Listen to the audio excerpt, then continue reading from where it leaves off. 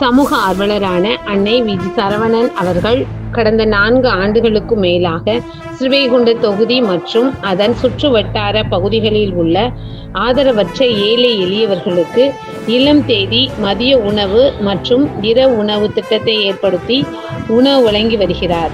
இந்நிலையில் தமிழக வெற்றிக் கழகத்தின் ஐம்பெரும் கொள்கை தலைவர்களுள் ஒருவரான சமூக ஆர்வலர் அஞ்சலை அம்மாளை கொள்கை தலைவராக அறிவித்ததன் ஈர்ப்பால் தமிழக வெற்றிக் கழகத்துடன் இணைந்து தமிழக வெற்றிக் கழக தலைவர் தளபதி திரு விஜய் அவர்களின் ஆசியுடன் கழக பொதுச் செயலாளர் அண்ணன் புசியன் ஆனந்த் அவர்களின் வழிகாட்டுதலின்படியும் 27/10/2025 இன்று 1231வது நாளாக ஏரல், உண்டியலூர், ஸ்ரீவைகுண்டம், கோட்டைக்காடு, திருதண்டநல்லூர் மற்றும் கீழமங்கலக்குறிச்சி அதன் சுற்று வட்டார பகுதிகளில் உள்ள 161 ஆதரவற்ற ஏழை எளியவர்களுக்கு தமிழக வெற்றிக் கழகம் தூத்துக்குடி மேற்கு மாவட்டம் சமூக ஆர்வலரான அன்னை வி.ஜி. சரவணன் அவர்களின் சார்பில் மதிய உணவாக முட்டையுடன் கூடிய வத்த குழம்பு சாப்பாடு வழங்கப்பட்டது.